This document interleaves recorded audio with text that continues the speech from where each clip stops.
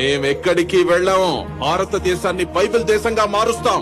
భారతావనికి కుటుంబ విలువలు నేర్పింది రామాయణం, రాజధర్మాలు సామాజిక సంబంధాలు చెప్పింది మహాభారతం, భక్తి మార్గాన్ని చూపించింది భాగవతం, కర్తవ్య బోధ చేస్తుంది భగవద్గీత. ఇందులో మీ యేసెక్కడా? జాతికి జీవం పోసింది తపస్సంపన్నులైన మహర్షులు, మాకు మార్గదర్శనం చేసింది గురువులు, బుద్ధికి పదును పెట్టింది ఈ మట్టిలో పుట్టిన తత్వవేత్తలు. ఇందులో మీ యేసెక్కడా? రాక్షస మూకలు చెలరేగినప్పుడు ఎదురొడ్డి పోరాడింది మహావీరులు, భరతమాత బానిస సంఖ్యలను తెంపింది స్వతంత్ర సమరయోధులు. ఇందులో మీ యేసెక్కడా? చరిత్ర మాది, పోరాటం మాది, బ్రతుకు మాది, భవిత మాది.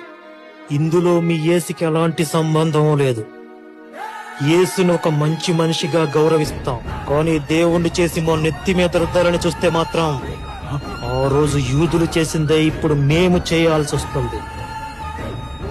వాళ్ళు 3 మేకులతో ఆపారు, మేం మాత్రం మీకు దింపుతూనే ఉంటాం. భారతావరిని కబలించాలన్న ప్రయత్నం కాదు, ఆ ఆలోచన కూడా మర్చిపోండి. లేదంటే భరతమాత నుదుటిపై నెత్తుటి తిలకమైన బిడ్డలందరి మీద ఒట్టు, ఈ గడ్డపై మీ ఉనికి లేకుండా చేస్తాం. మిమ్మల్ని, మీ మతాన్ని హిందూ మహాసముద్రంలో కలిపేస్తాం.